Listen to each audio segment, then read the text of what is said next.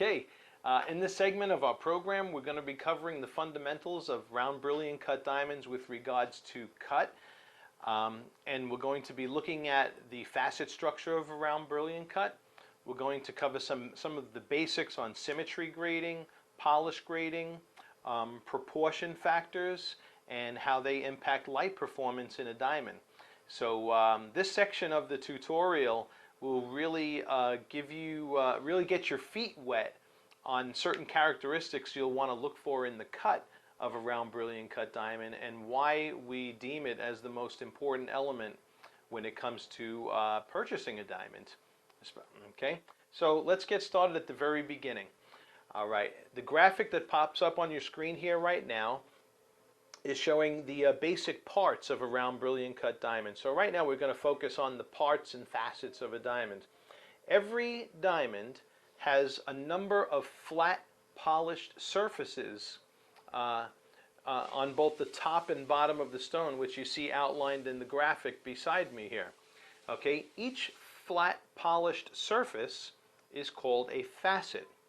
Alrighty, so on a round brilliant cut diamond, you have 33 of these flat polished surfaces on the top of the stone and 24 flat polished surfaces on the bottom of the diamond. So we're going to look at each one of these here. A round brilliant cut diamond, and really all diamonds for that matter, consist of two parts. All right, there is your crown, which is the upper portion of the diamond, and then there is your pavilion, which is the bottom portion of the diamond. These two portions of the diamond are separated by something called a girdle, which is the rim that goes around the perimeter of the stone. All right, that rim that goes around the perimeter, that girdle of the diamond, is something that you don't want to be too thin. If it's very thin or extremely thin, a diamond can be susceptible to chipping. And if that girdle gets thick or very thick on a round brilliant cut diamond, it could cause the diamond to look smaller than what it actually weighs. Because when girdles are too thick, it makes the diamond deeper. But I'm maybe getting into a little more detail than I should at this point. But in any case, you got your two portions, your crown and your pavilion. Important things to know about the crown and pavilion. The crown of a diamond primarily functions as receptors of light, or windows, if you would, windows or receptors of light, while the pavilion, that bottom portion, acts as reflectors of light.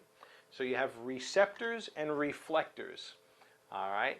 Well, the pavilion should function as reflectors of light. And that isn't the case all the time. We're going to explore that more as we delve deeper into cut grading. So in any case, on the crown, we have 33 flat polished surfaces, or 33 facets on the crown. And the one that you see here colored in blue is the facet known as the table facet. The table facet is the largest facet on a diamond. It always is. And as you're rocking and tilting a diamond and looking at it in just about any type of lighting environment, you'll catch glare, which will be a reflection of any external light sources off of the table. But when the table isn't sending back glare to your eyes, it's primarily functioning as a receptor of light, as is the rest of the crown facets on the diamond. These facets, the 8 red ones now that you see going around the crown of the stone, are your 8 crown main facets.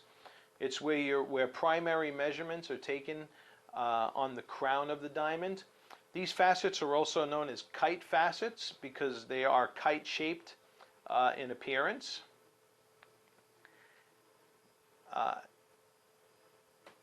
The facets now that you see colored in pink are your star facets, and we have 8 of those. All of your star facets kind of branch off of the octagon that is the table.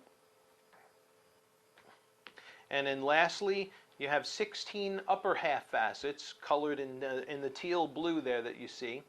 And your upper half facets are also known as upper girdle facets. Okay, so when you count those up, one table facet, 8 crown main facets, 8 star facets, and 16 upper girdle facets. That gives you 33 facets on the crown. Alrighty. And all facets that should primarily be functioning as receptors of light. On the pavilion side of the diamond, or on the bottom half, we have 8 pavilion main facets here, colored in the dark green that you see. And then we have 16 lower half facets, or lower girdle facets, colored in the light green. So when we take those 33 facets on the crown, plus the 24 facets on the pavilion, total out to 57 facets. And most round brilliant cut diamonds on the market today do consist of 57 facets in total. Now, I'm not sure how accurately you're going to see this, but at the point at the bottom of the diamond, sometimes when a cutter is cutting the diamond and they've cut that pavilion on the stone, sometimes they'll cut that point off. It'll be usually very, very tiny, so that the diamond doesn't actually come to a sharp point, but there's actually, they add another little flat polished surface at the very bottom. If so, that's something that that's called a culet facet. And if a diamond has a culet facet, then the diamond would have 58 facets as opposed to 57 facets. And on lab reports, GIA or AGS lab reports, you'll see noted, it'll either say no culet or pointed, meaning that there's no culet facet. And a lot of round brilliant cuts that are cut today, especially within the range of ideal, don't have culet facets. So most round brilliant cuts do have 57 facets in total. Alright, so those are your parts and facets of a round brilliant cut diamond, your crown and your pavilion. Alright, now let's move on to symmetry and talk a little bit about symmetry.